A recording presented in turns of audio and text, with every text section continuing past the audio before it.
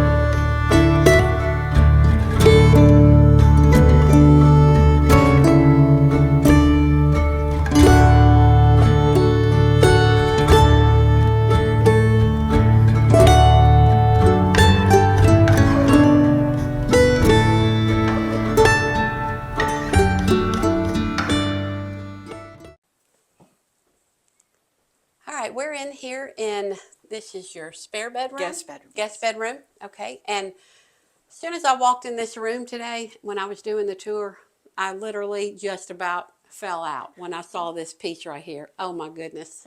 I know I can't pack this one on my back home, so No. it is absolutely gorgeous. Please tell us about this piece. And Well, the history that I know behind this is my parents bought this at an auction. They lived on Signal Mountain in Tennessee. oh, And they purchased it at an auction house and brought it home. And I remember my mom calling me on the phone after they bought it and told me how much she loved this piece.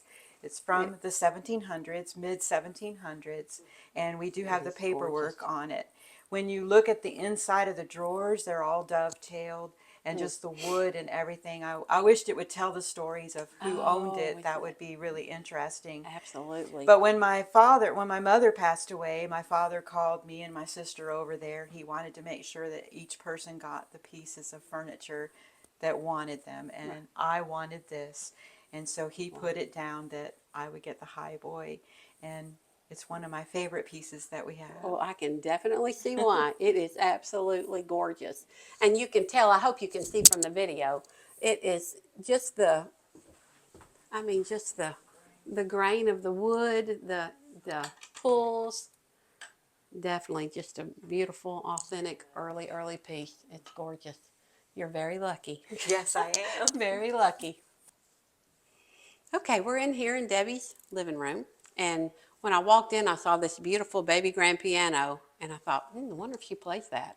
And you do play this, Yes. right? And you have done piano lessons, and Yes. yeah. And you tell us about this fiddle right here. This- I hear that you can play anything with strings. It just depends. Anything with strings. It has to be good strings, though. This fiddle I purchased when I came up to fiddle camp in Dixon, Tennessee, many years ago, and it's from 1756. It has the label Oh, my inside. goodness. It's a German violin. The maker of it is Jaegar, Jaegar, and it's actually his name appears in the violin books, and I bought Oh, that my from goodness. Fred Carpenter. So I always tell everybody when we go and do our reenactments and things, especially because we do from Colonial on Yeah. up, that this would have played all that music back in those days. So Isn't that they really crazy to like think? it. Oh, Yes. wow. And That's they pretty really neat. enjoy that. Yeah, So that's pretty neat. Yeah, a I know. piece of history. Definitely a piece of history. Yeah, definitely.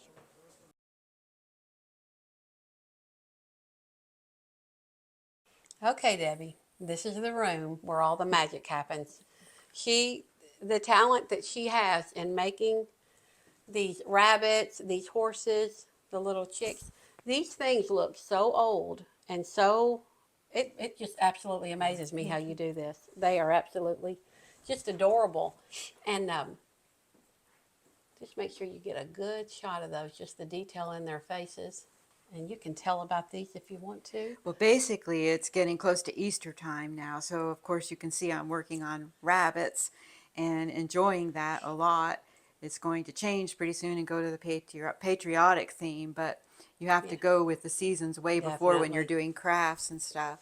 But I've added like the German glass eyes to them. I really enjoy that, and dressed them. And the horse is a pattern made from I me. just love him.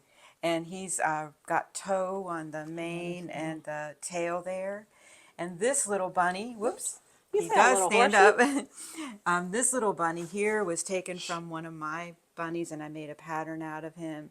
And so he's one that was all worn out, and I tried to make him look worn out, but still hold together, even though he was an These old are rabbit just- from when my mom gave it to him.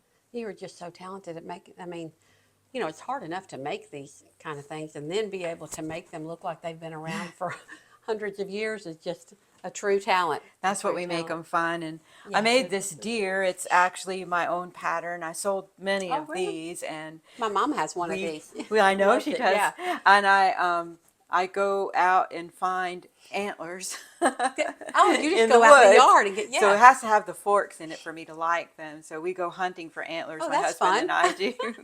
And he's can stay out all year. It's basically for Christmas, but it's a deer, so it can go in a man cave or whatever. Oh, if you want. definitely, But I definitely. pack them really full, and as you can see, Yeah. it got all my paints here and stuff like that. So And you know what amazes me too?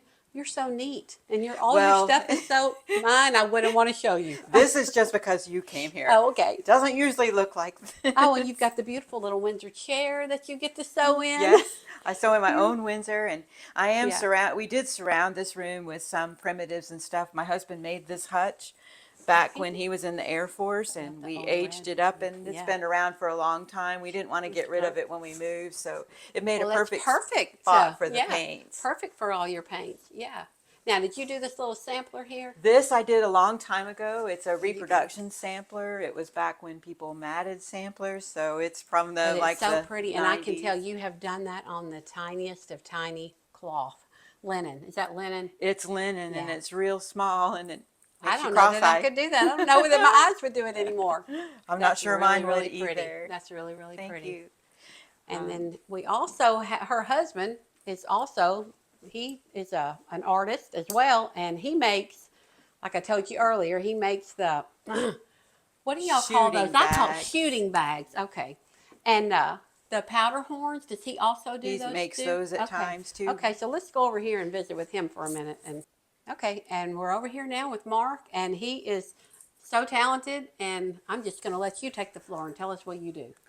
Well, I don't have a lot to show you today because usually I sell it or give it to one of my friends or something, but I Got do that have a feeling. bag here that I made.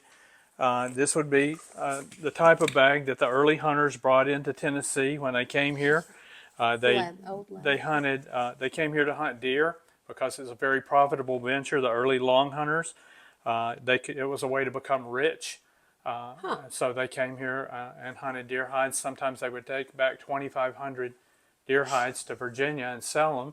And so if you were a rugged outdoor individualist and didn't mind taking a lot of risk, it was a way to get rich. Wow. A lot of work, but still. And they might stay here 6 months hunting deer and during that time period. This one is made out of bark tanned deer hide, and that's they tanned that by soaking it in a vat of bark, of ground up chestnut oak bark. Has a original button. This probably came out of some river in Europe because I used to buy artifacts from a guy that bought boxes and boxes of artifacts that came out of like the river or the there around the Tower of London and places like that. Oh, how Got a fun would that be? reproduction buckle. Got a little brush on flintlock Oh, look at that rifles. cute You would thing. brush the pan out to get Wow. the residual black powder out before you reloaded it. Neat. Let's see what else is in there. Usually you might have something to carry your projectiles in. Would And that the- be considered a shot pouch? It also sometimes called a shot pouch, and in that back during the period they usually called them a shot pouch. I'm not sure if a hunting pouch is a period term or not, but that's something that I called them. Yeah. A horn looks like when you first start out with it. Right. This is a really old horn, and it's really tough to find good horns nowadays. They are too small or they don't have enough curve in them. This is what I call a right-handed horn, how the point comes in. If you wore the other So they kind side, of lays on you right. yeah, and if you then- wore it on this side, the point sticks out so it hangs up on Oh. stuff. Learned and something new today. This is a finished horn. Got a little patch on it there, a repair. There's a powder measure made from river cane. Here in this part of the country during the 18th century, there were vast stands of river cane where the buffaloes lived and elk. And so I just took a piece out of the river cane and left the natural joint in it and made a powder measure for my rifle. Wow. Like I said, Awesome. I just mostly like to tinker with anything old, repair old guns and make them shoot again, make them so they're nice display items. I wish I had a little more to share with you today, but that's Well, about it. that's a lot. That's a lot, and we appreciate it. Debbie, Mark, I want to thank you both for having me here. We've all enjoyed this, and I just can't believe from the time I walked in until we're about to wrap it up, but I just can't believe what a treat this has been and just how beautiful this home is and your pieces and the history behind your pieces and just learning a lot of things I didn't know until today. A lot of what you actually call those things that I love so much, that colonial era, I guess that you would say that I like. But thank you again for having us. We really, really appreciate it. And thank you all out there for watching and joining me. And I hope you enjoyed this video. And if you like what you saw in this video and you're enjoying my channel, it's so nice to read the sweet comments that you leave. I appreciate them. And I'll just see you in the next video.